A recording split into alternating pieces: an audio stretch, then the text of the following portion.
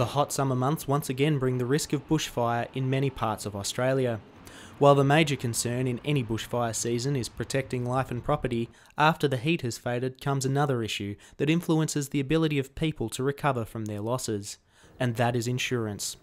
Trobe University Associate Lecturer Rachel Carter is conducting research into catastrophic risk and insurance. In the aftermath of a bushfire, having adequate insurance makes all the difference for individuals. Essentially, it means the difference between being able to rebuild and not being able to rebuild. Miss Carter currently holds 2 scholarships, one with the Bushfire Coopoerative Research Centre in Melbourne and one with the International Association of Wildland Fire in the US. Suggestions have been made that between 27% and 81% of people are underinsured by at least 10% or more. One of the main factors concerning consumers is the cost of adequate insurance. Some people have indicated that insurance coverage is currently too expensive. The problem is both the issue of actual affordability and the issue of perceived affordability. Some people cannot afford insurance coverage because of their socio-economic position, and some may even be living in certain areas because of that socio-economic position. Australia experiences some of the worst fire weather conditions anywhere in the world. Jim McLennan from Trobe University's School of Psychological Science has seen firsthand the devastating impact that bushfires can have. He has been involved in post-bushfire field research after 4 different fire events, including Black Saturday in 2009. It's a pretty devastating experience for anyone.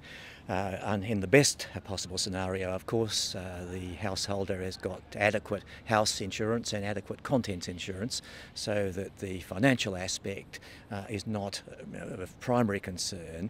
But what's destroyed can't always be replaced in terms of memories, photographs, mementos. In the aftermath of the Black Saturday fires, I undertook a number of interviews regarding insurance levels in a number of different areas. And what the respondents largely said were that having gone through that event, they saw the value of insurance as being much higher than what they previously would have valued it as. It is tempting for individuals to believe that fire will never affect them, but the reality is that fire is a real danger for many Australian households.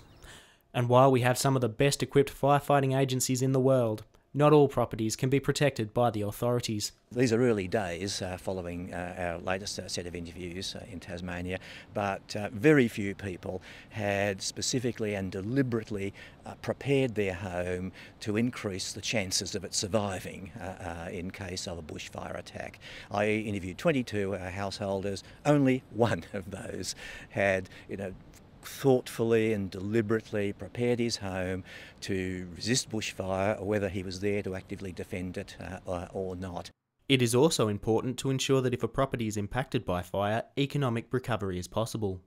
Consumers need to keep up to date and be aware of coverage within their policy. In 2012, there was an amendment to the Insurance Contracts Act, so now insurance policies will come with what's known as a key facts statement. The key facts statement is designed to outline in summary form to consumers exactly what is likely to be included in their insurance policy. Of course, the one thing that financial insurance can't solve is the loss of human life. But for those who survive, it can make all the difference to recovering from the devastation of a bushfire.